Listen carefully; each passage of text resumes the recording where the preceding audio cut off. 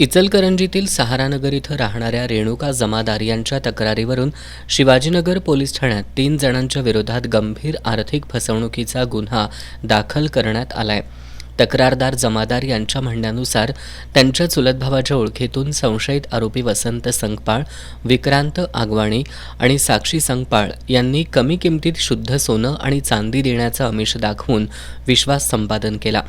त्यानंतर वेळोवेळी वेगवेगळ्या युक्त्या वापरत त्यांच्याकडून आणि त्यांच्या मैत्रिणींकडून एकूण 6,15,000 रुपये घेतले.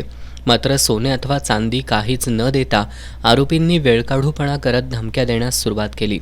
या तिघा आरोपींवर भारतीय न्यायसंहिता 2023 अंतर्गत कलम 316(2), 318(4), 351(2) आणि 3(5) नुसार गुन्हा नोंदवण्यात आलाय.